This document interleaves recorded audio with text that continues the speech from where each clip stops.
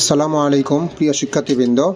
HSC 2024 শিক্ষার্থীদের জন্য আজকে আমরা উৎপাদন ব্যবস্থাপনা ও বিপণন প্রথম পত্র সাজেশন নিয়ে তোমাদের সামনে উপস্থিত হয়েছি। তাহলে চলো সাজেশনটি দেখা যাক। অধ্যায় 1 উৎপাদন।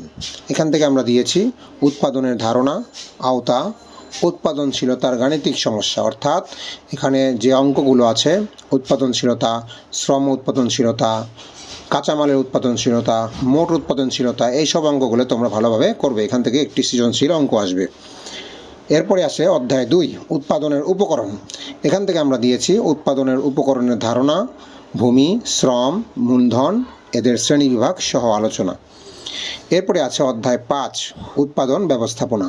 এখান থেকে আমরা দিয়েছি উৎপাদন ব্যবস্থাপনা, উৎপাদন ব্যবস্থাপনার প্রবণতা, গতি, প্রকৃতি, মানসম্পন্ন দ্রব্য উৎপাদন, কাস্টমাইজেশন। এরপরে আছে অধ্যায় 6 পণ্য ডিজাইন। পণ্য ডিজাইনের পর্যায়, বাংলাদেশের প্রেক্ষিতে পণ্য ডিজাইন।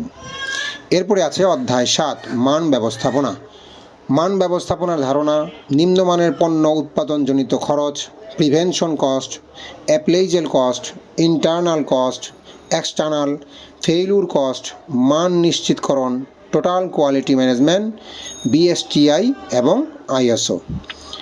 তো বন্ধুরা, এই ছিল আমাদের উৎপাদন ব্যবস্থাপনা বিপণন প্রথম অধ্যায় ফার্স্ট পেপারের সাজেশন। পরবর্তী ভিডিওতে আমরা দ্বিতীয় পত্রের সাজেশন নিয়ে তোমাদের সামনে উপস্থিত হব। পরবর্তী ভিডিও দেখার জন্য আমন্ত্রণ রইল। সেই পর্যন্ত ভালো থাকো, সুস্থ থাকো, ধন্যবাদ।